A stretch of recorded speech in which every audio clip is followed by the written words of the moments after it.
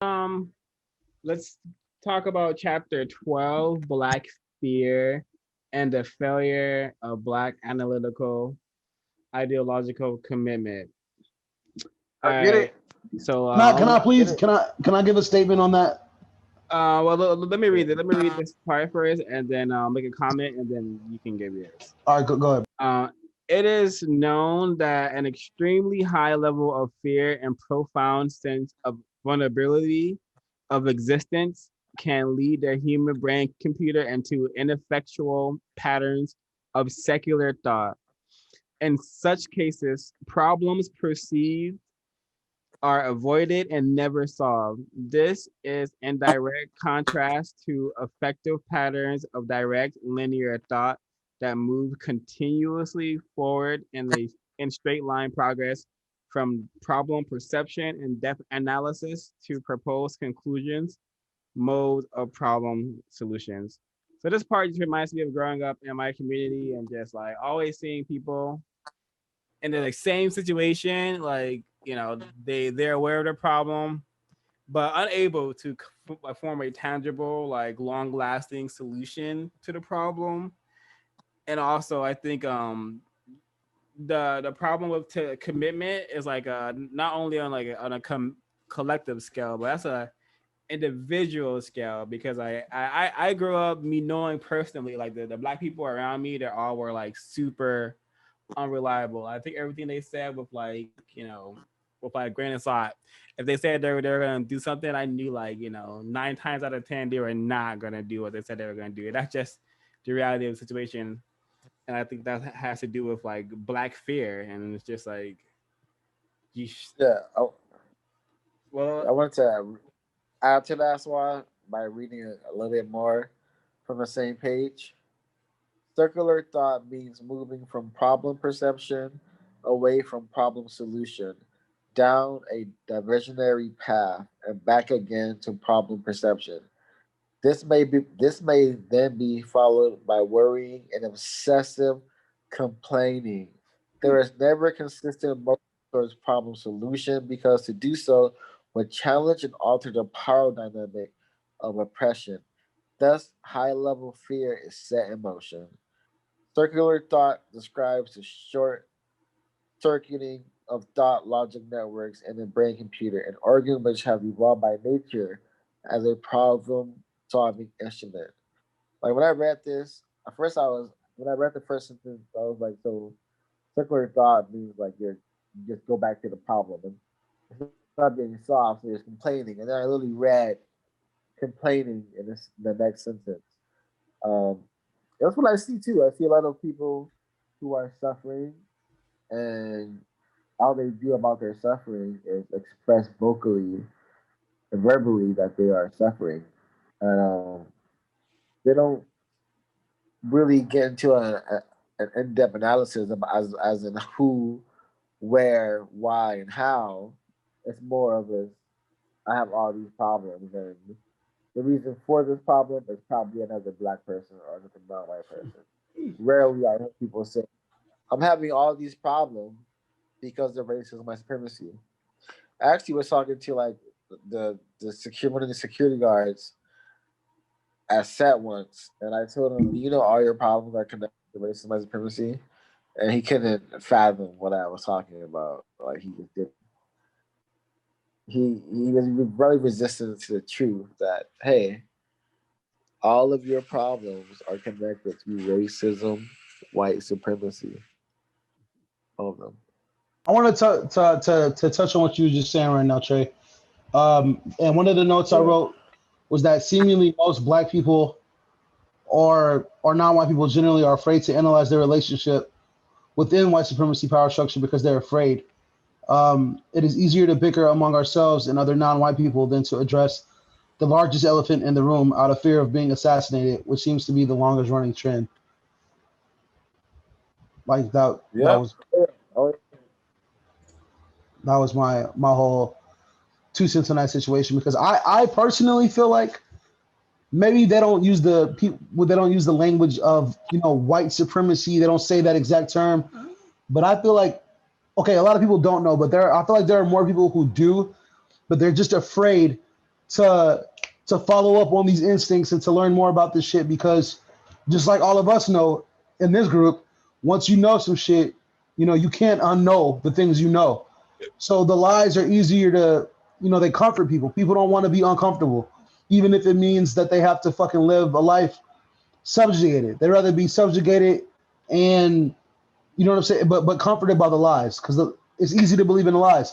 That's why people, I'm not a fucking religion expert, but I feel like people stay on the boat of religion because they want to believe that this shit that they believe in is not a lie. Nobody wants to grow up and be almost 30 and go, oh fuck, well everything I've been listening to is the okie doke, and I've been led astray like damn near my whole fucking life. Like nobody wants that. Like, but the reality is what the reality is. Like whether we like it or not, like this shit is a system that existed before we were born, before our parents were born. This book predates everybody on this fucking chat. So like it's a lot, man. It's a whole fucking bunch. Yeah, Yeah, that I wanted to add to what Jair was saying, because at the party, which was, by the way, off topic, was a whole vibe. I enjoyed myself a lot. But we were kind of talking about how people kind of like, I was saying, when I'm talking to people about the book club and white supremacy, I'm always telling them about the text. And one of the issues I keep running into with people, specifically regarding coming to the book club, is a lot of people are telling me they don't read. And when I was talking to Jair, I was saying, it's like people think like this stuff is gonna come to them at like through a television, you know. If people sit around and watch TV, like that kind of information is gonna come to them. I think, it has a lot to do with people not wanting to actually face the problem, maybe, so I mean, look what happens to our self-proclaimed leaders, because I feel like before, like white people say that Malcolm X or Martin Luther King or these people are like our champions, we as the public, as the general black public, we champion them first, and then white people look for any way to insert themselves and to dismantle the people that we knight as our heroes. You know what I'm saying? Like the people that we make our heroes, that's speak for us, quote unquote. They're always met with violent ends all of the time. It is not a fucking coincidence that everybody that black people rally behind is fucking murdered Sorry, horrifically. Jair, but yeah, I didn't realize too until she kind of yeah, talked about it, like how wow. traumatic that can be for black people. yeah, it's Seeing very seeing traumatic. Yeah. that, I mean, you obviously don't see the images, like growing up, and especially in school, you don't see the images. Like they're not showing you videos of them getting shot, but like unconsciously, you're just like, it seems like every time a black person is trying to help black people, they're dying, and unconsciously you're like, Yeah, well, I don't want to help black people. Yeah, and it's not only that. It's like when a black person finds out the problem, targets the problem in a somewhat effective manner. That's the problem. Uh-huh. That's a problem of them being constructive about the problem, because there are plenty of like black people who like talk about racism in a non-constructive or non like goal orientated way. And Hmm. to take it back to keep adding to like this whole black fear is dang, I want to say it earlier, but if it's that important, I'll come back. all right, well, let me read this part. So this goes into what everyone's been saying. Yeah. All blacks realize this is on page 155. All blacks realize consciously or unconsciously that to engage in such a realistic focus can mean certain death at the hands of white supremacists. The total black collective in the US has yet to confront consciously the mind blowing logic and thought distorting shock and fear that set in following the assassinations of practically all courageous black male leaders: Malcolm X, Martin Luther King Jr., Whitney Young, Medgar Evans, and Fred Hampton. And then the Holocaust of Jonestown, Guyana, which many conscious blacks accept as a plan government action. I don't know what this Jonestown thing is. I've never heard of it before. You heard of But it? You just don't this know the by that name.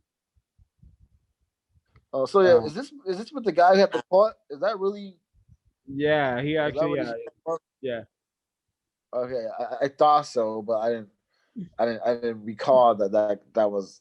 Now I see that it was because it really looked like that when I first discovered that. I thought most of the people are black, and then now I'm realizing that yeah, it was definitely a retaliation, yeah, to like Yeah, like that just didn't occur to me at the time. I just thought that, you know, these religious like freaks, I guess, were just going out there to, I don't know, like, I don't know. It just didn't occur to me like that was a plan to, or some sort of government scheme against non-white people at the time. I would have to oh yeah probably look it up again, but yeah I didn't make the connection. yeah, like yeah and the black fear is elevated so much that um like even like different yesterday, like my mom, even my mom is aware. She told me that like I need to be prepared to die doing the stuff I'm doing. Just by even like trying to get people to understand the system of race and white supremacy is according to like her fear and her logic, and according to the logic around me as well, is enough to get me killed. That's Hmm. facts. I was Yeah, there. Your mom was very passionate about that. I could tell she was very concerned for you, bro. But not fearful for you, but like yeah, she just was trying to let you know, like if you really with this shit, you got to really be with it all the way. You can't be halfway about liberation. Like, yeah, Yeah, that's like the reality of it. Like nothing would bring me more pleasure in this world than liberating non-white people all across the globe from under the system of white supremacy. But do I want to take on that responsibility and stand in front of that gun? I can't say I do. Guys, At can the we talk at, about that? I'm Can we scared. no, I think that's important to talk about. I think can that's we talk about the seriousness of that? yeah, Freddie yeah. Hampton, how did that he shit is serious. So speak life into people and inspire people? Like I'll never forget. I was like maybe 18 or 19, a little bit older maybe, but I was talking about black people's states and not white. I didn't call it white supremacy, but I called it racism, and I talked about how a lot of things need to change, and I was talking about how things need to change back home, and I was talking to my uncle from Sierra Leone, and the number one thing that he said each time I said anything of passion was that I don't want to I don't want to see your coffin. I don't want to see your coffin. Like that's how the conversation went. And then the more like, because of he's had this lived experience and he understands what racism is, and I was trying to break it down to him that the reason why you keep on why you're upset at work, because he works as a nurse, and he said that he's trained countless people who have come in as university graduates, and now they have like a ranking above him and get jobs over him despite him training them. And I was like, because you're not going back home and giving your skills back over there. Instead, you're trying to force. I was like, instead you're trying to force yourself into this white culture who is not made for you, is made for their children. So of course they're going to be your managers. And then he was like, okay, I'm prepared to back you all the way. And I was like, oh, what happened to my coffin? He was like, I'll die with you.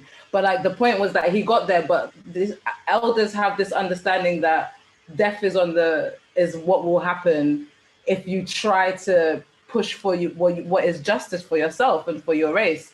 And the fact that we operate in society and we are called crazy for things like and there's things like conspiracy theories and we're stigmatized.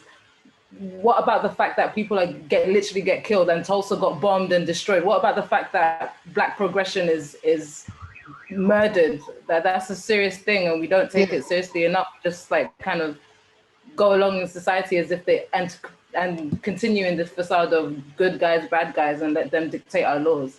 yeah, they think this shit is like cowboys and Indians, like a fucking joke. Like when you talk to people about white supremacy or whatever language people use. Some people call it racism because they don't have the knowledge to call it white supremacy. But no matter what you call this shit, when you start talking about this too much, people get really uncomfortable. People, because it's bothering them. Like I feel like when you start talking about the truth too much, the lies start to like lose their structure. Like the comfort that the lies afford people are not able to be upheld when you start talking about real shit. When you start talking about why you are in the conditions you're in, or why the fuck your life has always been an uphill battle.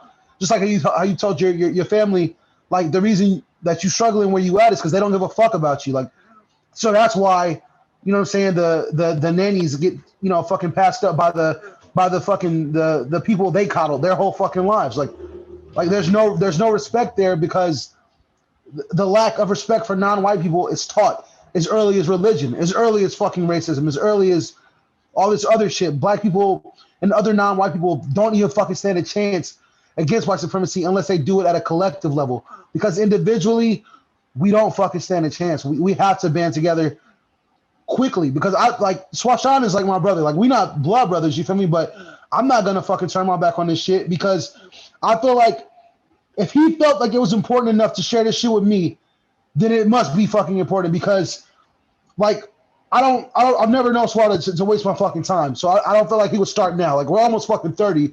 So right now is not the time to begin to waste people's fucking time. Like this is some shit that like, of course, like Ezekiel said, I don't want to fucking be murdered for fucking speaking my truth, for trying to live my life. But death is inevitable. So like, I mean, fuck man, I don't want to fucking be murdered or hung or fucking like found in some weird ass circumstance. But I mean, what the fuck we supposed to do? Just sit down and fucking and never get any freedom? I'd rather die trying to get freedom than be a happy slave. What, like, you feel me? Like, it is what it is, man. Like, again, I don't want to fucking get murdered, my nigga. But you know, I mean, this is just the consequence we have to face potentially. So I hope y'all can understand that. So if I don't see y'all at the next meeting, I understand. You feel me? But it is what it is, my G. Yeah. I want to, I agree with Jair and Swan. I'm very aware of the consequences of these activities, and I'm comfortable with the outcome either way. Either way, I get what I want, which is like liberation. Like I don't have to live here anymore, basically. So, and back to fear. Let's talk about Black fear.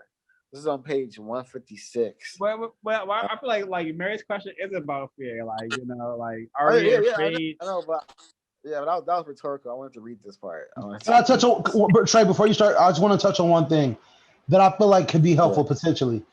I feel like to get people involved in this book club or any form of like liberation, things like that, it would be important to note to people like if your liberation wasn't like at stake, then why the fuck are all of your heroes murdered all the time?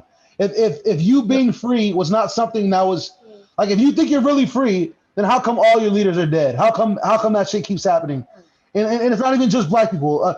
People, of course, all non-white people.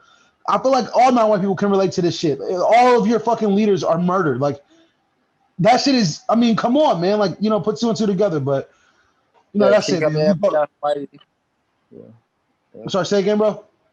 I just was shouting out Hawaii because I used to be not a state, and it's a state. America ate it up, colonized it. Man, ain't that some shit? I wanted to say this, read this, and I do agree. The reason why people are afraid to talk about this authentically is because they fear that they will lose the things that white supremacy gives them, as in a job, a car, their perception of freedom, and their false sense of hope that progress is happening. And it's not, because we have children who think like this. Page 156. Even young Black children are able to perceive and articulate that if you try to help Black people, you will be killed. When I asked a 10-year-old Black boy, "Don't you want to study hard in school so that you can help Black people?" He immediately answered no, giving the above explanation. The chill of this reality inherent in the maintenance of white supremacy does not escape Black children, and it most certainly does not escape their elders, although the latter are more sophisticated and know better than to admit the same openly. So that's the thing. I feel like it's really rare for me to like talk about white supremacy with anybody. And when I do talk about it with people, when I use the right language that unites white people as the collective, even this chapter, you know, gives us the reason why people have classified people as white, black, and non-white. You know, they put us in direct opposition to them because they're Immediately. aware of what's being. What are you gonna say? No, I was just saying immediately. Like they classified us immediately. So and the reason they classified us is to justify their fucking brutality.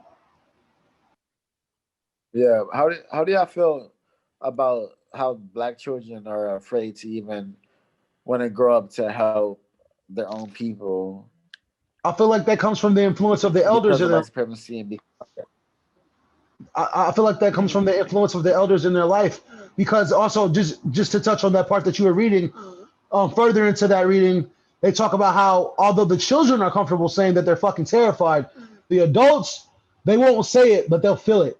They won't come out because it appears as weakness to say that I'm afraid. Like, so children are not afraid to say what they feel, but adults, they'd rather take it to the fucking grave than to admit to children that they're afraid of death, like, or that they're afraid to stand up for their rights. But the children can already see that. They can already. You can't really lie. I mean, you can lie. You shouldn't lie to children, but children can already fucking see. They already know that you're afraid. So since they know you're afraid, they mirror the shit that you do. Children are literally reflections of the adults around them. Like, they do the things that adults around them do. Like, they have their own, minds and things like that. But a lot of their behavior is obviously influenced by the people around them. So if we're scared, they're scared. So like, it's I think it's important for us to, to not be so fearful. Go ahead, man. I'm sorry. I think there's a very good strategy and plan in place currently, because we haven't seen anyone else like Malcolm X and Martin Luther King for a lot of years now. I think that is going to be important for children learning today, because they're not going to be seeing people like that coming up and talking about these kind of issues. So they're not going to want to do they're not going to want to do something like that, because it's already been close to, I don't know how many years since the assassination, 40, 50 years. Martin Luther King, who is for some reason, the only non-white person white people acknowledge and put in history books, but he died as the only person caring about other non-white people, trying to do something for black people, and he died, they just shot him, an act of racism. I guess they'll classify it in the history books. Indeed. I think that's important for the children, because it's like, no matter what they do, at the end, you'll probably always die. Just, you can inspire millions, but you'll probably just end up dying. I don't know if that encourages kids to do things. It definitely discourages them. And one thing, I'm gonna pass it off to Matt after I say this, but one thing I wanted to say was, although they murder and destroy the legacies of these people, fucking kill them and ruin their family dynamics and ruin organizations entirely. And then after that shit, they use Martin Luther King as a face to sell products every fucking year for these Black History campaigns and shit. They kill and then bastardize the legacy of these people, and it's fucking disgusting. But I just wanted to tap onto that, but I wanted to pass this off to Matt because I feel like he's getting passed over. So please go ahead. Oh, thanks, Jack. Yeah. So so everything that y'all are saying is so like real and true. One of the things that's making me think is that I think non-Black people of color, like myself and my communities, need to do a lot more to stand up, to fight white supremacy, because so often it's Black leaders, it's Black figures who are the ones who are the most targeted, and that's just a fact. And I often see so many Black individuals stepping up the most against white supremacy, despite being the biggest targets. And I don't really see that much from Filipinos. I'm Filipino. And it's not something that I see very often. I don't really see that much with Asian communities in general. And because, you know, it's just reminding me of like I think there's a special duty that non-Black people of color have to, you know, do more to combat white supremacy and, you know, protect our,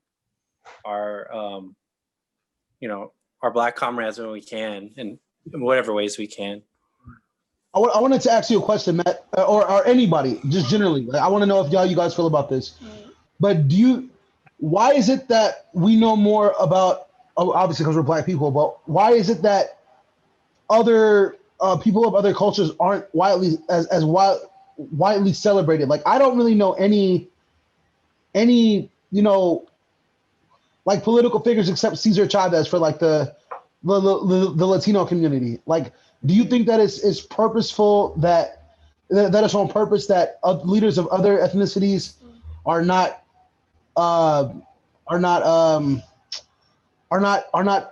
you know, celebrated as widely, or you know what I'm saying? Do you think that creates racial division, like in a way? I feel like a lot of somebody. Mary, mute yourself. Sorry, go ahead, bro. I feel like a lot of, because of like the deaths of all our other Black leaders, I feel like there's a level of oppression that Black people have, and honestly, I feel like the deaths of Black leaders also affect white people. I believe that as well, because like they kind of represent hope, whether mass collective of Black and non-white people.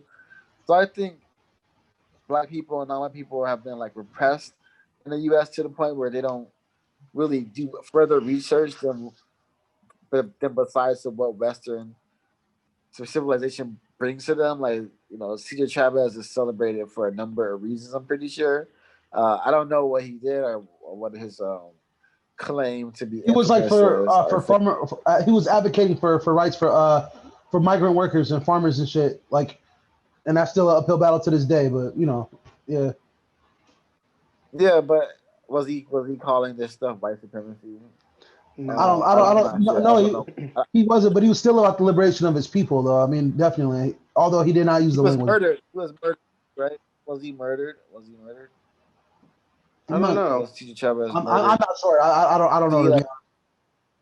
But that's the only Latino figure that I know at that stature, at that level. I don't. It could just be due to my ignorance. I don't really know. Like, honestly, I would say people who are connected to like their family in other countries are also have that same fear, because they know that if people in their home countries try to liberate themselves, those people will also be killed. Like, I'm from Ghana. Our president was killed by the US. I know a lot of countries where a lot of people who try to get away from Western like imperialism and white supremacy get killed. So that's all. I want to ask a question to the group. Do you feel like it's hurt the Black community and non-white community by not having like leaders that Black people collectively campaign behind? I'm talking about the masses. I feel like these people have millions. Yeah. And I feel like do you also feel like Black people are repressed and like living in a constant state of denial of their own genocide? Absolutely, bro. Yes to both. Yeah. Like, no fucking doubt about it. There's no other way. Like, man, it definitely. I think definitely denial. Unfortunately have leadership, but it's leadership that does not benefit them, and it's leadership that like is benefiting white supremacy. Always, all the time.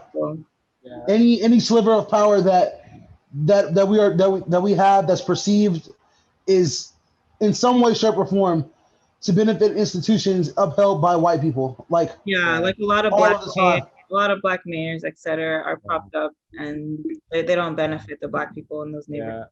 I think a part of a new Black collective needs to be a non-leader collective. We need to have no leaders. We just need to see each fellow Black person as their own leader and as a leader for this mission to end white supremacy. So we don't have like one person we're rallying behind. We're rallying behind like the mission to end white supremacy. So there's Swad. no more Malcolm X's, there's no more MLKs. We're just, you guys understand what I'm saying? This is, so I think the Yeah. whole like the whole having black leaders is a really important tool the white supremacists has used for like long enough, and we need to rid that.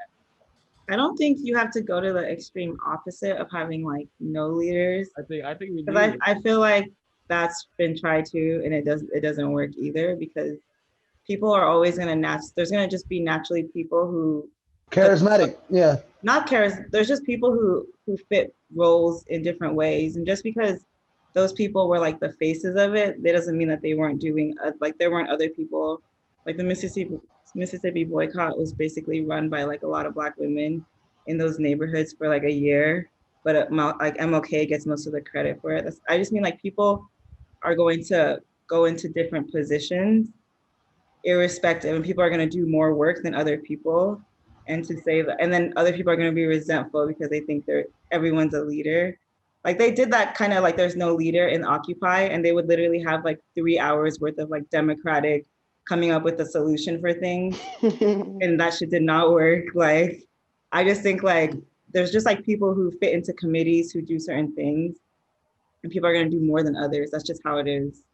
Well, I feel like if it's gonna be that way, I feel like, I mean, I agree with both you and Swat, to be completely honest, because I feel like when you have one specific leader, if that person, and I feel like it's not even an if, it's almost a win. So if and or when this person is fucking getting their brains blown out on live fucking television, then all the people who follow this one person, they're completely fucking discouraged.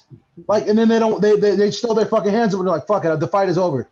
However, when everybody is a potential leader, then we have a problem where everybody can be kind of like chickens with their fucking head cut off, because if everybody has their own fucking their own narrative or their own directive, then nobody's on a same type of situation. Like, I'll just take this book club for example.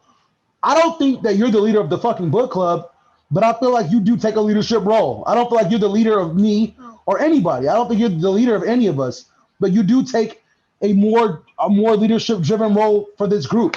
And I think that this group is successful, to a degree. Like it's lightly successful where it is right now. I mean, people drop off, but the people who are here now, I'm sure that they respect the energy that's commanded by me, by you, by Ash, by Trey. And although we're all, a part of this group, you started this shit, right? Like, I mean, this is something that's like a brainchild of yours, right? Like, and I would even say Ezekiel, because I remember Ash was saying Ezekiel was one of the first people to really get on board and get the fucking ball rolling. Like, so, you know what I'm saying? Like, I just feel like, although I don't think of you as my leader, I do respect the leadership role you take in this fucking group.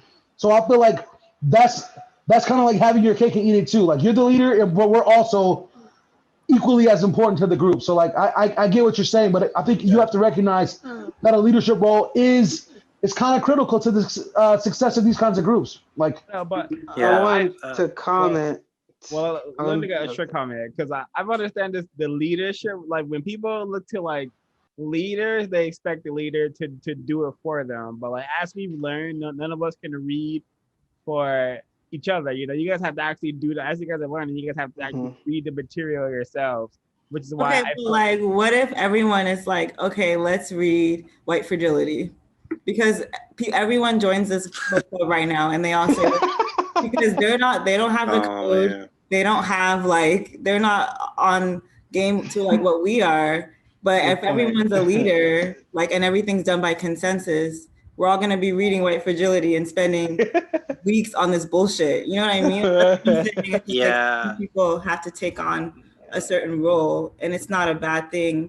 But you just have to make sure that other people are prepared to take on that role if the person's not there anymore. Can I say one thing and then I have to go? Sorry, I have to go in like 2 minutes. But I just want to say that, I think there needs to be some balance between, not falling into the same typical hierarchical structures that have dominated white supremacist societies and human societies for so long. But at the same time, there does need to be kind of like Ash was saying, there needs to be like organization, there needs to be designation, there needs to be people fulfilling certain roles. And I think that's one of the big problems that we run up against, is because like the right wing, they're so well organized, they have all these militias, they are really on top of that.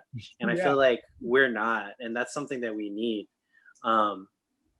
But yeah, actually I have to go now, but that was just my 2 cents. All right, Matt.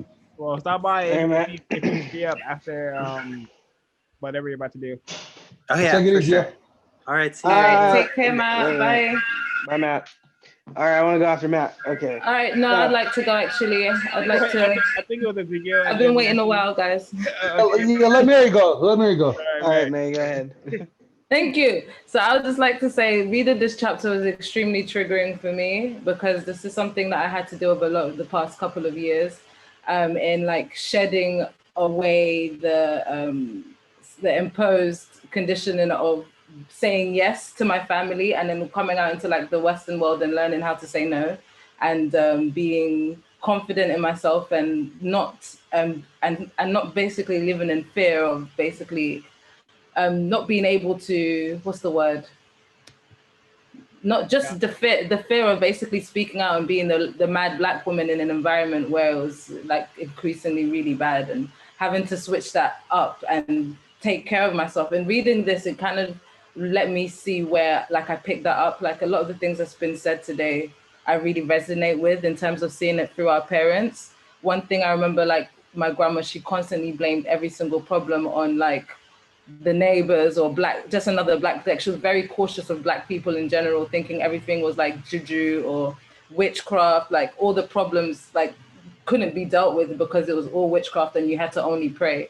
Like when I learned to like be very independent and work hard on my own skills, and like, cause I'm dyslexic, I had to like really fight to get through university. And I remember like when it was time for graduation, my mom was like, oh, we're gonna throw you a party because all my prayers have come true now and you're able to pass. And I was like, you think your prayers is what helped me pass these tests? Like, so that sheer belief that she had in her head and that complacency, it can be really like dampening to a child, any child's mind if you grow up with the conditioning that, oh, just pray to God and everything will be okay. Like that forgiveness, it teaches you to be complacent. White supremacy teaches Black people to be complacent, and then we're called lazy in that rhetoric because we've been told.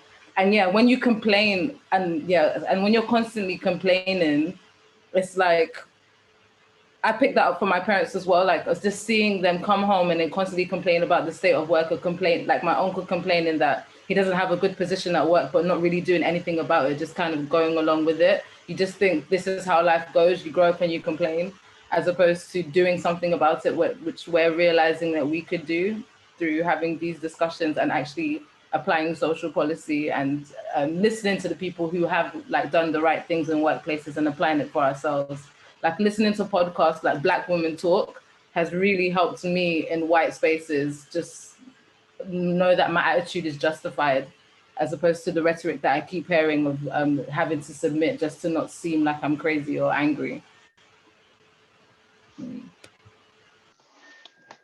Yeah, I wanted to just backtrack a little bit because my thought was actually about. Thank you, Mary. My thought was about the whole leadership and leadership and the miseducation of the Negro. The author talks about how there's too many leaders and too many people aspiring to be leaders. Leaders, for me, I guess, would be, I think leaders are seen as people to direct people. You know, like this group of people doesn't really have any kind of direction, and we need somebody to guide us. But he says we should start employing more people that are called servants of the people, meaning that they communicate what the people want. And I think that requires the people to be educated and know exactly what they want, rather than somebody telling them what they need. And going back to what Mary was saying, I totally agree with her as far as the bickering and the arguing, which is pointless and very complacent. And there's something she talked about in this book. I haven't been on social media now for a couple months, I liked Twitter. That was my social media platform of choice. But kind of one thing was that was a final straw for me over the past couple of weeks. You know, I'd been getting into arguments with people about white supremacy or just racism in general. And it's like we're both kind of arguing about something we don't even really know what we're talking about, you know, entirely. So I just thought, wow, this is a complete waste of time. I'm not coming on here anymore to like talk to people about this because obviously nobody knows what they're talking about. So I'm just gonna get off this and start reading books, you know, and that's honestly how I ended up here because I just started reading books because I was just sick of arguing with people and having them get me turned up and emotional. And we're not even like, I mean, I know you, but you have no effect on me, you know. Don't So. feed the trolls, bro. Exactly. And I felt like in a way I could have also been a troll. I mean, I felt like I was more justified in what I was saying, obviously, but you know, I definitely was just like, I'm not gonna like put myself in this environment anymore. This is really a fucking waste of time. Yeah, like to I love what Mary said because I like realized that I could use like complaining as a defense mechanism because when I used to live in like toxic environments, I realized that if I complained, it was less likely for like me to be terrorized like people in the house. So I would just like pretend to be upset about something, or I would just use like complaining in general as a way for me not to be like, oh, he's already upset. I'm not gonna. I don't know what complaining does, but it definitely like a deterrent in a black community, you know. And yeah, Jai, do you have something to share? I already wrote it in the chat, but I don't know if you guys had a chance to read it. But I was just piggybacking off what Mary was saying is that these perceptions of like the angry black man or the angry black woman, that shit only exists in white people's minds if you don't fit into whatever narrative they want you to fucking follow.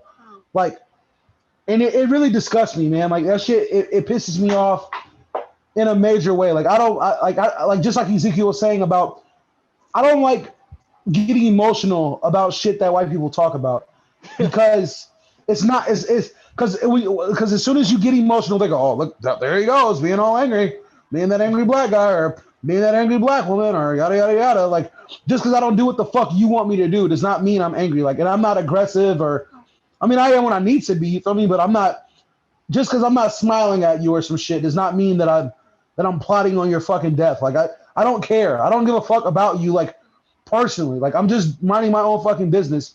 And like if that is like the fact that black people being content is such a problem to the white supremacy power structure. I feel like the white supremacy power structure wants to see you squirm. It's like a fucking like some kind of bird or some shit playing with this food or something. Like it's like the more upset, the more angry you are, the more aggressive you are, the better it is for them, so they can justify whatever the fuck they do. Like it just bothers me a lot, and I wanted to just say to Mary that I appreciate you for bringing that point up, because in a professional office environment, I've had that shit happen to me many more times than I can fucking count. People, what's wrong? Why do you? Oh, you see him this way or you see him that way. Like you think that I'm this because you're fucking racist and you don't even know. Like it's not about me being any kind of way. Like I'm just not fitting your fucking narrative. Like, and I don't give a fuck about making white people comfortable. It's not some shit that I care about. Like I don't give a fuck, but that shit does anger me though. So I feel where you're coming from, Ezekiel, about getting off the bullshit.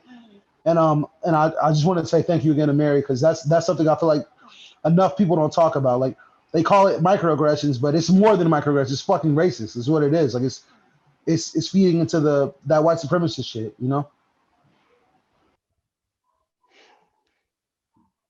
Mm. Trey, did you want to go?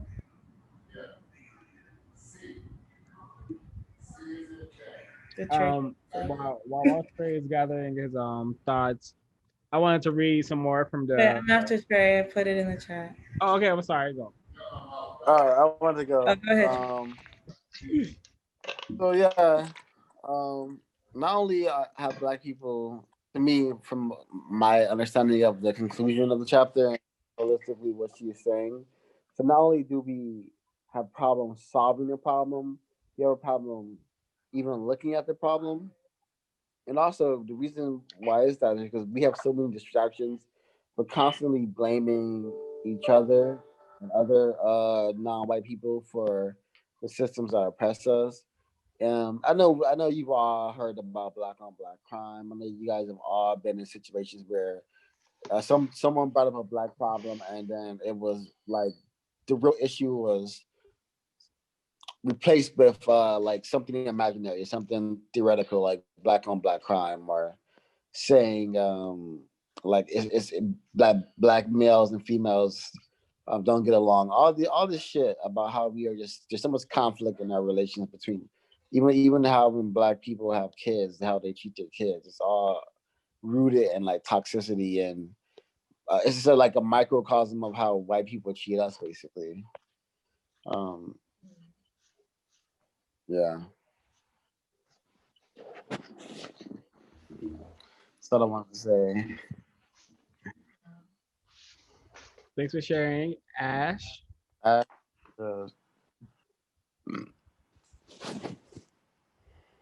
Okay. Yeah, I really liked this chapter a lot. I think this is like one of my favorite chapters in this book. I like the part where she talks about Marxism and like class. I thought that was like really, really interesting, and it makes a lot of sense. I think that a lot of Black people hold on to an idea of like uniting, whether it be like Black feminism, Black like socialism, or Black like queerness, an idea of like uniting with white people based on an idea of like a shared oppression. And like when you really think about it, that's never happened, or it's never really been like the case. I'm reading this book called Settlers that basically talks about how there's no such thing as a white working class, and basically like the white working class or the white people have always never really worked and have always basically used Black especially, but non-white people in general, to never have to really work and be a part of the working class. And so I thought that that part was just like really, really interesting. And with the same thing as like with Black feminism, an idea that like Black women have things in common with white women and can unite in that way. And I don't think that that's actually a real thing, but I think that it helps Black people to not feel so alone and to not feel like, I think sometimes Black people only want to do things in terms of like activism if it involves white people, because they don't really trust Black people to do things independently, unfortunately, or they don't see Black people as strong enough to do things independently. So yeah, I really liked this chapter in general. I wanted to comment on I was next. I want to catch you off there. I just are you wanted gonna to comment? thing. So are we gonna have a stack, or are we just gonna have people talking? Because like, I want to comment. Either we should do the thing where people say I want to go next and we agree to that, or we just do what we were doing before. Because if we are doing a mix of two, it's gonna get confusing. I think we should start to stack, but it's up to y'all. I don't give a fuck really, but you know, it's up to Okay, y'all. with Jai and Ezekiel. Okay, good. All right, so I wanted to piggyback off what Ash was saying about that. I wrote in my notes that the author seems to have been able to analyze the Marxist theory the same way that they analyze Freud's theory, and saying that it's not effective because it ignores the fact that these two respective members of their fields refuse to acknowledge white supremacy as an issue that led them to their schools of thought. Do you think that I perceive that incorrectly? Because that's the way I was reading it, and I kind of wanted to know you guys' thoughts on that, because I felt like the author, broke that shit down the same way they broke down the whole Freud theory. So I don't know how you guys felt about that, or if you felt the same way, or if you think I'm misinterpreting it, or I just want to know how you guys feel about that. I was kind of curious. I didn't really hear the question. What was the question? I thought that the author broke down the whole idea of Marxism.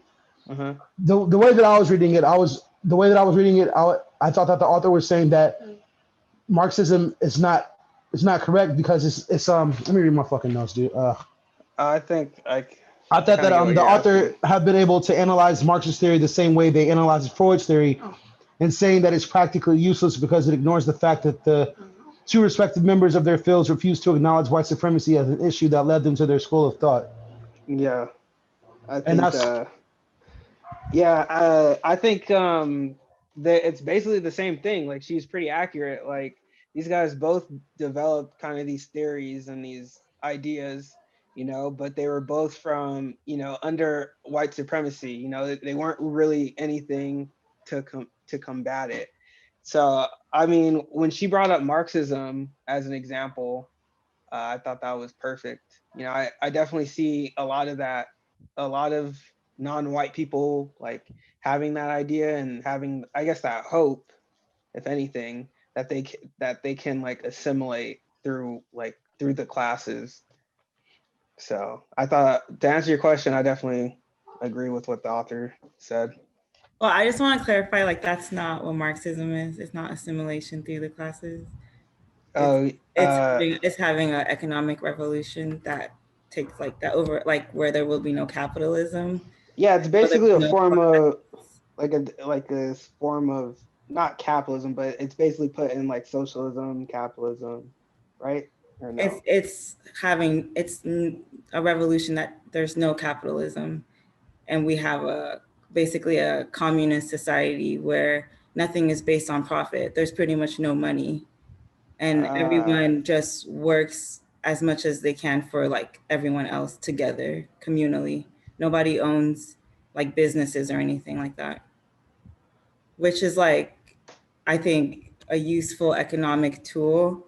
But I think she's talking about how it being based on this idea of like it has to be based in like working class, like coalition is not real. And the idea of like what did you guys think about how she said that? Like, there's no such thing as like a black class divisions. Yeah, like, I love that she says that, because it's something that Neely Fuller also says, which is also very important, that like race exists so white people can practice racial white supremacy. If you really want to keep it a buck, Black people don't have a class or a race, because we don't benefit from this so-called race. Only white people benefit. So I love that she said that, because it should be like should resonate with like a lot of Black people who I know are like who call themselves communists or Marxists or socialists and all those things that are, which in my mind are like, you know, they're choosing those so-called labels and titles because they know that their white oppressors are okay with them choosing those titles. But I don't think if that's not why. Well, it could be a way. They do that because they have a false sense of solidarity with working class people. That's not real. Okay, yeah. Because but I don't like, a lot of Black Marxists have been murdered too. Like Fred Hampton was a Black Marxist. So you're like, it's definitely, they don't want you to have that thought, because it takes away from, you know, their money aspect of like the 9 areas. Yeah. But like, I say it's okay. So I guess I don't understand what Marxism was, or I didn't understand what she was saying in that sentence. Well, I wanted to. I'm sorry. Fuck. We're stacking, right? Sorry. Fuck. My bad. No, the stack is empty. You can just go. Oh, I was just saying that I'm not saying that Marxism is bad or not good or not helpful. I'm just saying that the way I read it, maybe I'm not proceeding, but I thought that the author was saying that Marxism is not helpful, just like how the Freud's theory is not helpful because it's not taking into account the real fucking problem, like, which is white supremacy, and neither of them seem to talk about that and the effectiveness of these of those types of methodologies. They're not as strong as they can be because they refuse to acknowledge the source. They're just acknowledging the symptoms.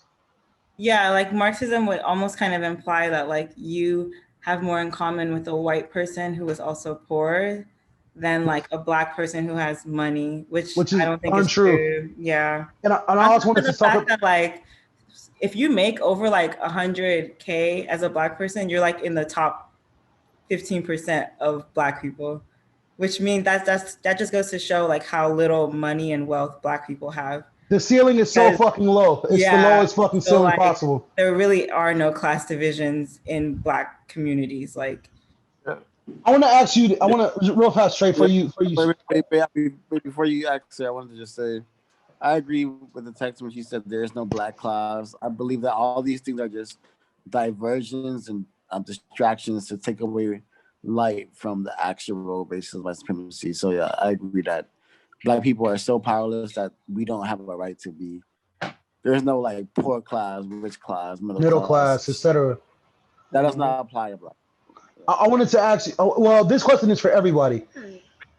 In addition to getting Black people off the fucking the religion plantation and all that kind of shit, this chapter has opened up something else in my mind. How do you convince people who believe that they exist at a middle class level that they don't live in that they're not middle class, they're just regular fucking people, and that they also need to be on the same wave of Black liberation or non-white liberation as their perceived poor white counterparts are? Because when people, hold on, let me turn my shit on. Because when people quote unquote, make it, they don't feel like they got to do shit else. They feel comfortable. Not that I got my slice of the white supremacy pie. I mean, so good luck, everybody else. Hopefully you get to move to Windsor Hills. Hopefully you get to move to Baldwin Hills. But if you don't, then fuck it, I already made it. Like how do you convince people who are already there that the fight is not over just because they made it to a nicer neighborhood per se? I think that's a really, really, really good question. And I've been thinking about that a lot, Jair. Like, because I know that even though there are no class divisions, the people who have at least more access to wealth really, really drank the Kool-Aid, the white supremacy Kool-Aid, I think even more. Delicious. And I think sometimes it's also like, for me, it's a lot of it is like, what is the state of your children? Because you may have made it, but I don't see a lot of people that I know who are middle class, and I guess you could say my parents are middle class, none of their kids are going to reach anything that they have at all. Like, it's just not going to happen. And probably our kids are not going to get that even more. And I think sometimes it's like appealing to them on that. But then I've also heard that we're lazy, even when I say that. So I don't know. That's a really good question, Jay. Like, I don't know how many times I've heard that. I need to learn how to code, even though I fucking know how to code already, but whatever. And it's really something to that because, like, even my uncle has a nice crib, you know what I'm saying? Like, and I feel like my uncle is married to another non-white woman. I think his wife is Korean and Black. Like, but he's doing well. Like, but like, I don't know how to explain to him all this shit. I don't know how to go to my uncle and be like, hey man, like, I know you're doing well. Like, you're doing really fucking good, and I'm really happy for you. To be where you are from where you came from, but the fight is not over, and we need your help too. Like, because then I feel like I'm like, oh, I ain't trying to hear that shit, man. Like, I ain't trying to hear this shit. Like, I can't. I'm not a superhero. I can't save fucking nobody. Like, that's the attitude a lot of people who are perceived middle class or upper class. They have that attitude where they feel like I don't have to do shit. Like, they Black, I'm Black, I made it. They can make it too. They just have to find out how to do it. But I mean, I don't know. That attitude is so fucking like, it's not helpful. Like, and I feel like people don't want to get off their comfort level, man. And it's hard. It's really difficult. Like, I don't know what to do. Like, I feel like that's huge. Like, even if we get people out of the other things that are holding them back, that class shit is deep. That shit is so deep. I remember growing up my whole life. People always, if you work hard, you get this. You get that, you get a big ass house, get a nice ass car, all this kind of shit. And so that's what people want their whole lives. That's the end goal for most people. So when you tell somebody they got to their end and then that's not enough, that they need to go back and free people, or they need to try to help people become free, or you need to free themselves. Like, how do you do that? Like, damn, like this. I think I agree. And I think that's like one of the hardest things is if someone like made it somewhere, I have a hard time telling them like, but the system like, we need to dismantle the system. And he's like, what? I finally made it. Like, I finally have something. And you're telling me that, like I don't know how to convince someone of that either. If folks don't want to dismantle, they want to fortify. I want to I add always on. bring this up, but upward social mobility is a real thing. Like anywhere, at least I think it's encouraged. Please, Mike. Thank you. Mary, one more time, please. I said that I always bring this up, but I believe that upward social mobility is always encouraged. I feel like there's movies that kind of signify this, even through like interracial relationships or like okay, like has anybody seen the Kingsman? Yeah, I've seen it. It's like a UK Bond style. Yeah, for people who haven't seen it. So let's say an urban kid who finds out that in his lineage, I don't want to spoil it too tough, but like an urban kid who finds out in his lineage used to work for MI5. So then he's trained on like how to basically represent for his country and be MI5, but in doing so, it ups his class, social status, like living standards, and all he has to do is be loyal to the country and defend it. And so be loyal to the machine, and then you could rise up. Yeah, exactly. But they don't necessarily. The character's a white character, a European character, but the characterization is an urban character, street character, somebody who has respect in the hood. So all these elements that basically could be, they use class, but they could definitely like pertain it to like demographics and race as well. That shit was definitely coded. It was coded as fuck. I was like, 100%. And the fact that and then when he's exactly, and then when he's being accepted into the society through training, the love interest is a middle class, also operative. So it's also teaching that assimilation, like this is be the woman of choice who will help you in these circumstances, and these are prove your loyalty. Like it's completely coded for how to basically ascend the society, like basically saying we want you as well, sort of thing. That's the messaging that I got, and it completely upset me because I understood all of this thing when I'd seen it maybe like 4 or 5 years ago, but I didn't know how to like really explain it other than upward social mobility to people. Well, you got me looking at Kingsman with a fucking. I've never even thought about that, but we should watch it. I don't think we should. I don't. But yeah, but low key, you're absolutely right. We should watch it. You're right.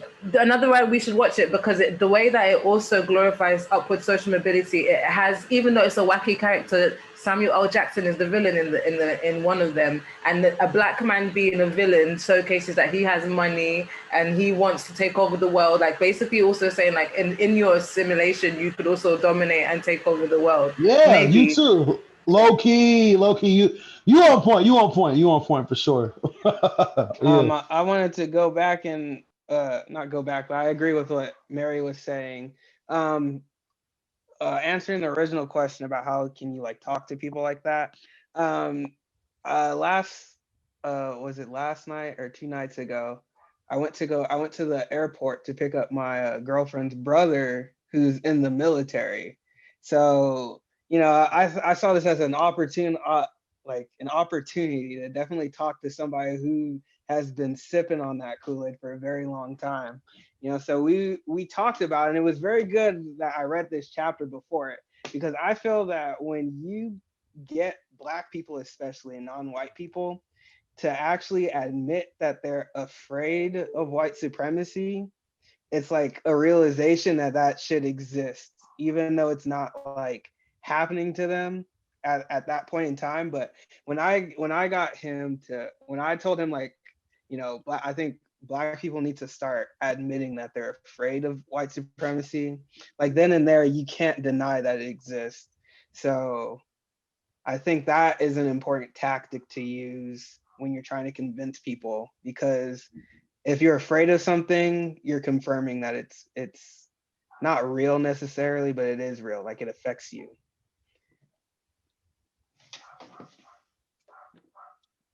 But I completely agree as well.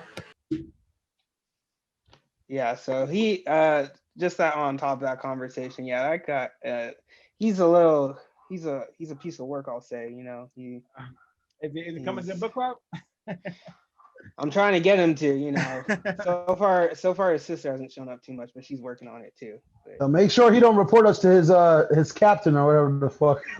Yeah, I mean, yeah, he was starting to, you know, understand some of definitely like catch on and start understanding some of the things. But he was definitely in the mindset like white supremacy is affecting me right now, or you know, like this white woman I like is a white supremacist. You know, like you know, he's like on that like on the fence with that. You know, he's trying to like I don't know if I necessarily agree that white supremacy exists, or you know, stuff like that. I think he's aware that racism exists, but he just doesn't understand the like to what extent.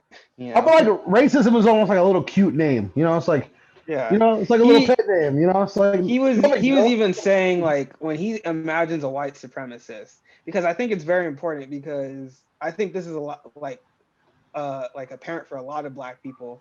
I don't know if it's only like exclusive to America, but when I think of like neo-Nazis. Yeah, exactly. That's exactly what he was saying. Like when he thinks of white supremacy, he thinks of neo-Nazis, shaved heads. That's what he imagines is white supremacy. But it's a lot more covert than that. It's way more fucking covert than that. You know, I Racist. don't know how accurate this assumption is or what I said was, but I said like the shit like the Holocaust was like peak white supremacy. You know, white supremacy is still happening all the time, but that was like the greatest manifestation of white supremacy. Yeah, and who does racist and white supremacy consist of? It consists of racist man, racist woman, racist child, collectively. You racist know? dog and racist cat, nigga. Everybody's fucked up. Bro. Like it's a total effort. This is a total conscious and subconscious effort. They don't know they maintaining this shit, but you are. Every fucking day. Isn't White that person. fucking nuts? Isn't that crazy to think about the fact that you're perpetuating some bullshit every day of your fucking life and you don't even know? That's fucking nuts, man. All white people to some capacity know about racism and white supremacy because they know about their benefits, and they know through multimedia culture and through watching the news that these Black people keep on dying. If they know about benefits, they also got to know about the consequences. Yeah, but they for don't other care people. enough. They don't care enough. I have a question. Yeah. Like when you talk to people and you hear them say that stuff about, oh, well, Black people hurt each other and we need to fix our community first, etc. Oh like, my God. Where do you think that comes from, and what do you say to that? That comes from deflection and ignorance, and I just say now I would just say you have to understand, like, you know, who trained Black people to behave in this manner, period. But as for like trying to prove anything, I don't do that anymore. I just speak my truth. If I'm in a position, given an opportunity to do so. But I feel like the best thing to do is to get into like a verbal fucking chess game, because no, for real, I'm gonna tell you why I think this shit. Because you get into an argument with one of these fucking Proud Boy Trump fucking loving asswipes, right? Then you ask them why. Everything they say, ask why. Black people, I don't care what white supremacists say. It's applicable to Black people too. Oh, fuck, ask the question again. God damn it. I had a whole fucking train of thought. Oh my fucking God. Ask that question one more time, please. I really want to answer it correctly. It's just like, how do you respond, or where do you think it comes from when they say Black on Black crime and shit like that, right? And that we need to fix our communities first. I would tell them, our family. First thing first is that's one of white supremacy's greatest fucking tools. Deflection. Keep deflecting. You can stop deflecting. Like, they talk about Black on Black crime, but they don't talk about how the police are paid servants of the public to protect people, and they don't protect anybody except property owners. Like, you're repeating logic that's to the benefit of the white supremacist system. I would tell them that. I would ask them, why do you think it's called Black on Black crime, but it's not called white on white crime or Asian on Asian crime, or etc.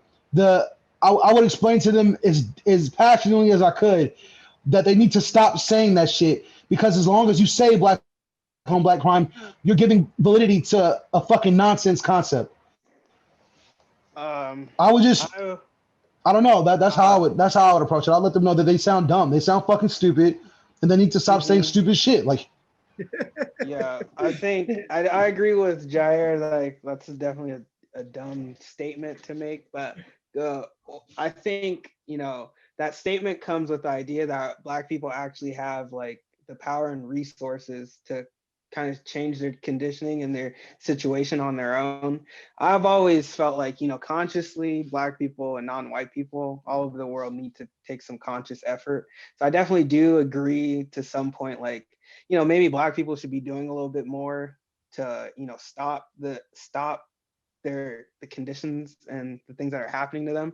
But at the same time, you know, that somebody making that statement probably doesn't understand the grasp and the power of white supremacy and the conditioning and all it's doing, you know. So I think that's an ignorant statement, but I think I would just start off with, like, you know, that's kind of an assumption that Black people can and do have the resources and power to change their condition, like their living conditions and whatnot. Obviously they don't, you know. So Yeah. For me, it's one of the first statements that are used to just basically diffuse any kind of solutionary conversation. It's like self-hate. It's like every jargon that we have received growing up, we just compute out when your brain basically can't think of an answer, or you haven't given yourself time to actually understand critical analysis. We just jump on what did so and so say, or what do we hear and what do we see in the newspapers. For me, it was literally hearing my grandmother, like, she has an understanding where she used to always say, Black people are cursed. And she was like, yeah, it was from the beginning of time, which is why we're the color where we are. But this woman is an extremely intelligent being. This woman didn't go to school, but she's like educated, like, because she didn't smoke or drink. So like, I know like her melanation like told her so much stuff about the world, but she still took on that conditioning and believed on some level, or at least computed out on her programming to me growing up, that Black people are cursed, and that's the reason why we're the color that we are, and that's the reason why white people are the way they are. And I had to, like, it's like in my adult age and growing up and being very frustrated, I was like, no, white people are not blessed and we are cursed. We are blessed and they are cursed, which is why we are consistently being bullied. I was like, everything that they have is taken. It's not God given. I was like, we wouldn't be crying if it was God given. I was like, what is God given is not, like, I had to like really preach that to her, but that's literally the rhetoric and the programming that I'm just saying that's where we pick it up from. I picked up from my parenting. dead ass. This shit is the whole entire world is a heist. The history of white people is fucking Ocean's 11 billion. This shit is ridiculous. Like, this whole shit is stole. They swindled every fucking thing. Like, every culture they've ever come in contact with, they've bastardized it, and then they told the people who are from the culture, fuck what you want. This is Jesus. Welcome to America. Let's get it. Like, this is it now. Like, that's it. Like, shit is always blowing my mind. Like, it's always blowing my mind, and I hate to even be so fucking just caught up in this shit, but it's so aggravating. It's just so aggravating for people to fucking just be like living like this, man. Like, this shit is ridiculous, yo. I agree with everything that's been said. I just wanted to make an announcement. I'm about to go ahead and have to get off.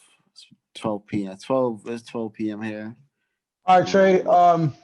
Shit, thank you for joining us, bro. We appreciate you. You know, it take a lot out of your time. You know, you've been busy all fucking day, man. So thanks for pulling up and chatting with us. We appreciate you, bro. Yeah, I want to. Y'all. Yeah, peace out, Trey. I want to comment on. I want to read this and then comment on this. How likewise, such brain states seem to have the effect of dampening the sense of an overwhelming external pain or danger, over which Blacks conceive we have no control. These practices, of course, avoid problem confrontation and thereby prevent problem solution. So, if the Black race is like in the proverbial state of, like, complaining about something, But if we all like came together and at least complain about, what racial white supremacy, what it is and how it works, then we'd be able to get something done. But for that to happen, we have to come to this, which she states is on page 156. And when I read this, I was like, yep, I guess I'm super, super down. I'm super, I'm hope it doesn't happen to any of us or to myself personally. But she says these later forms of behavior require high levels of self and group respect and can be sustained only when is the willingness to give one's life for the achievement of justice, such as each of these men demonstrated. So I think there's an old saying, stand for something or die for nothing. So I think it's stand for something or fall for anything, but yeah, whatever. well, like it reminds me of like how like in just black culture of death and destruction and white culture of death and destruction, black people literally due to the system are killed for literally nothing, for colors of their clothes, for their material items. Pop Smoke killed for literally nothing, material items, so-called Yeah, the white bullshit. supremacy. Absolute bullshit. So I think we need self, group, respect, and we need to understand that we are traumatized and terrorized, and that has promoted a lot of fear. Swat. What's up? Yeah. I want to talk about like I hate to backtrack so much, but about the whole concept of leadership and things like that. I feel like again, I do feel like it's important because like the things you're talking about self value and things of that nature. A lot of people come from situations where that shit is like not taught to them. People grow up their whole lives not understanding the value of their person. You feel me? Like you grow up as a black person, you come up in conditions where people don't think much of themselves, therefore they don't think much of you. You know what I'm saying? So like I feel like it does take a leader to present that shit to people, to present to them like that they're not just animals, they're not just lost people. Like even again, just to point to some shit that you do on a personal level.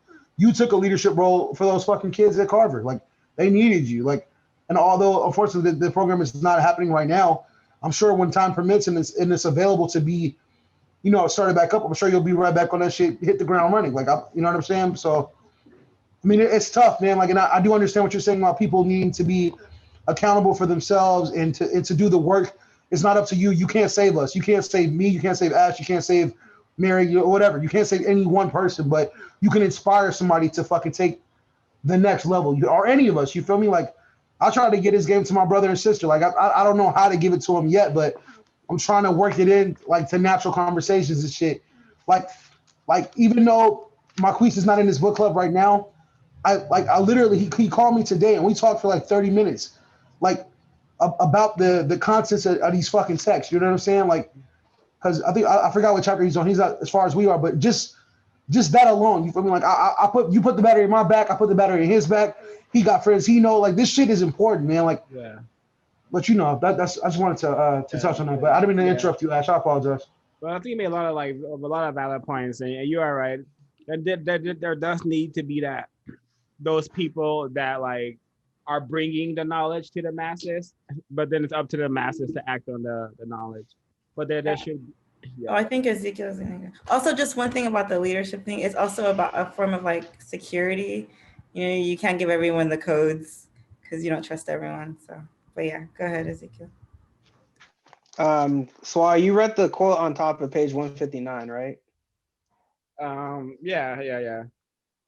Okay, yeah. I just wanted to comment on the self and group respect thing. I think that's probably become the biggest like thing that I'm seeing everywhere. Oh no, on 159, I didn't read that. I'm sorry. Oh, okay. Let me read it then. I think you read it before you read the quote before that. After that. I read 158. Oh, sorry.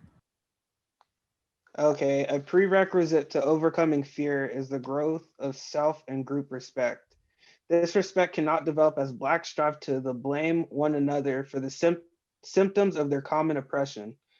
This respect cannot flourish in the presence of a belief that Blacks cannot develop their own analysis of and provide their own solutions to Black problems without the leadership, approval, and/or funding of non-Blacks.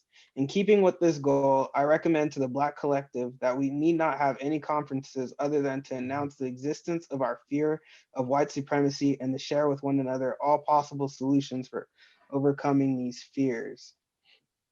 So I want to talk about the prerequisite, like she said, to overcoming fear is the growth of self and group respect. I don't know if what I'm seeing is what we would call self-respect or group respect. I'm not only talking about twerking, but I'm just talking about, Black men, killing each other, the kind of relationships the dysfunctional relationships we see. All of that is definitely a product of white supremacy, but like she said here, we need to start the growth of self and group respect. I mean, for you guys, I mean, what would that kind of look like? What would self and group respect look like under this system of white supremacy? I would say recognition and accountability. Go ahead, so because I was gonna do more. Well, so to me, it's just like actually, caring about creating justice on planet Earth and doing what that requires you to do. It's not even about, being like black love or like, being like pro-Black. It's literally about understanding racism and white supremacy, what it is and how it works, and then wanting to do something about that. That's how we can develop like self and group respect. And to further comment on what you said, I would also add Black people Black people have made a hobby and a pastime of like name calling each other, and that's a good code to name call. And I think that's also very important to stop doing that, because jokes are not, vibrations are carried, and that's very important. So we have a lot. It's called the 10 stops. I'll find it, but it's all the things that Black people need to do to start developing self-respect. And name calling, showing off is definitely one of them. Yeah. I think there's a lot of layers to like the lack of self-respect and group respect that Black people have. Like I remember talking to like your family and like them being like, they don't think that politicians should have like a Black agenda or should care about what Black people want. And like that's another layer of like group respect, that even people who are in like an upper echelon and know not to talk to each other in a certain way, know to like support Black people, still don't have like that group respect, because you need to have enough respect as your group to advocate for your group and not to be like, oh, like we just need to do what they want and they'll somehow like care about us in some way. Citizen, yeah. I think it's really important to like have like a Black agenda, or like, if that makes sense, but like I think it's important for Black people to literally be like, we're not voting for you or doing anything for you unless you're specifically doing all of these things for Black people.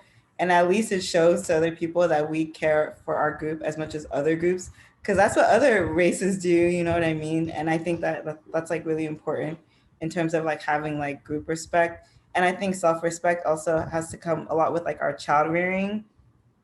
Like you really have to stop like screaming at kids and like yelling at kids and like talking to kids any type of way. Like if you respect them enough to respect themselves, then you'll take the time to like explain to them why what they're doing may not be right. And I think it's also like being mindful of like the things that you take in, because everything that you are going to watch is probably going to degrade you or your race in some way. Yeah. I think Mary's next. I thought Swa was next, but that's fine. All right. Sorry? Mary? Oh, sorry, I was caught off guard. I thought Swa was going to go next. What I would First of all, I agree with everything Ashley just said. And second of all, I forgot what I was going to say. So go ahead. Great point, Mary.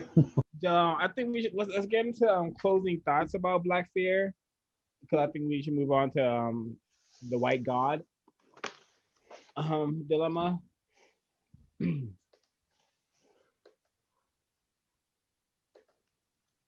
Does anyone want to start with the closing thoughts? Yeah, I like the part on 160 where she says that Black people have to approach the problem like acting as scientists, observing the situation, recording their own data, and following up with their own analysis of their observations, experience, and data. So I thought that part was like really, really profound.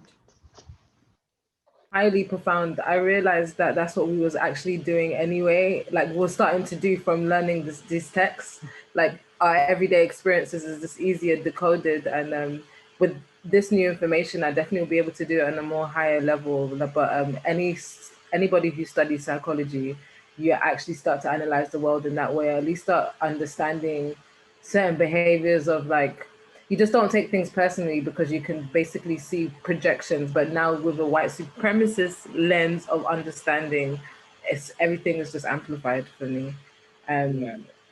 My closing statement for this chapter would be this is something I definitely have to go over again and really soak in further because there's a lot here, especially when it comes to like interracial relationships. Yeah.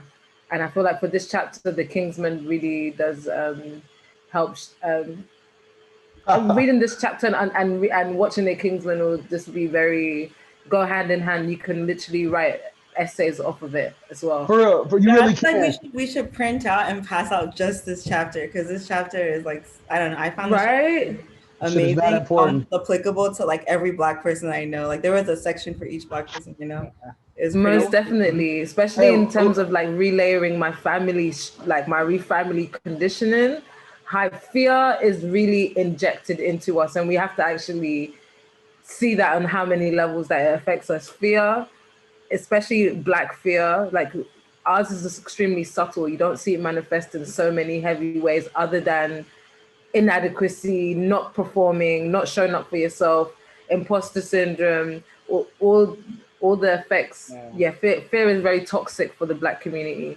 And that whole concept of like putting your brother on the fucking on in front of in danger's way so that you can exceed in this fucking white man's game, and that shit is whack. Yeah. You know? Like, The crabs and bucket mentality. Yeah, I think fear, like for me, like fear for all of us, like evolves. Once we think we stop experiencing fear, it just gets more sophisticated. Because I thought I would say I don't experience a lot of fear, but then again I procrastinate, and procrastination to me is just a sophisticated form of fear because it's still kind of avoidance.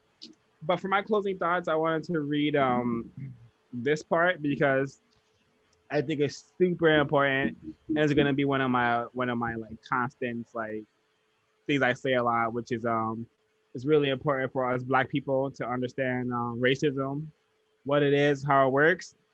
And she says, first and foremost, let it be the responsibility of every Black person to know how the dynamic of white supremacy domination is expressed in all areas of people activity: economics, education, entertainment, labor, law, politics, religion, sex, and war. So all those 9 areas, it's all Black people and non-white people job to understand how is racism, white supremacy gonna dominate me or affect me in this area of people activity. And this chapter on Black fear, very excellent. We'll be rereading it again and discussing it probably 2 more times because it's that important. And yeah, that's my closing thoughts. let Ezekiel go next because he has to go at 4:30. Yeah, my closing thoughts. I thought the author definitely ended that chapter on the best note possible, exactly what Swad just read.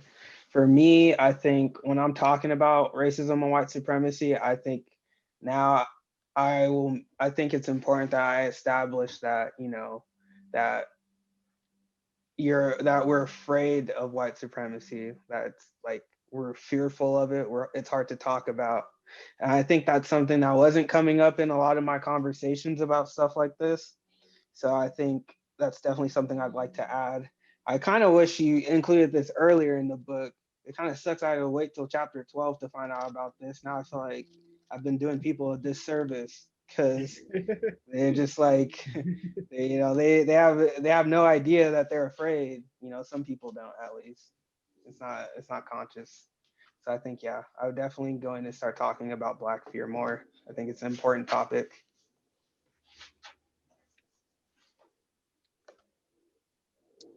Any more closing thoughts?